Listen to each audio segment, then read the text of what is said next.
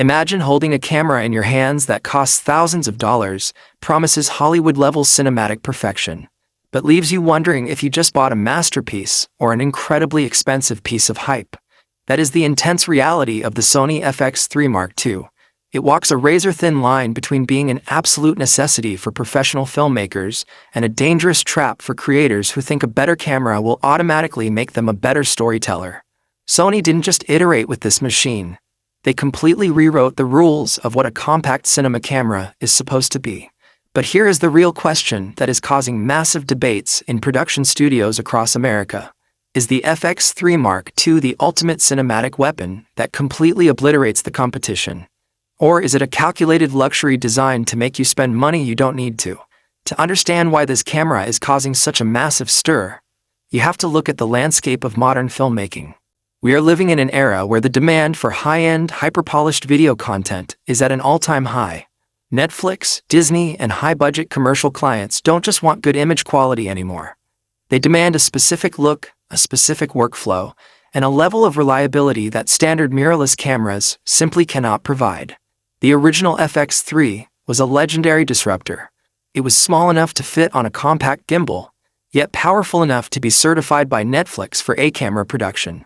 It was the camera that bridged the gap between independent creators and Hollywood sets.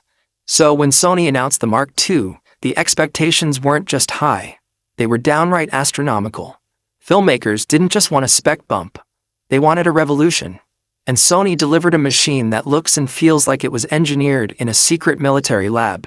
Wrapped in a rugged industrial magnesium alloy chassis with built-in mounting points, it completely discards the traditional camera design. There is no viewfinder. There are no useless dials. Every single button, every port, and every cooling vent is placed with surgical precision for one single purpose: absolute efficiency in the middle of a high-pressure shoot. Under the hood, Sony implemented a sensor and processing engine combo that defies the laws of low-light physics. It doesn't just see in the dark. It pulls clean, usable cinematic color out of environments where the human eye struggles to see anything at all. The dual native ISO is pure wizardry, allowing you to clean up noisy shadows instantly with the flick of a switch. When you see the footage coming out of this camera, it hits you instantly. The skin tones are remarkably organic. The roll-off in the highlights is buttery smooth, and the dynamic range gives you the freedom to completely reshape your image in the editing room without the file breaking apart. But behind this breathtaking imagery lies a brutal truth that many people ignore. This camera shoots in highly advanced, data-heavy codecs. It demands expensive, high-speed CF Express cards and massive, ultra-fast storage arrays just to handle a single day of shooting. If you don't have a high-end computer with a monster graphics card to edit these files, the FX3 Mark II will bring your entire post-production workflow to a grinding, frustrating halt. For commercial directors and documentary filmmakers, the real magic of this camera isn't just the image quality.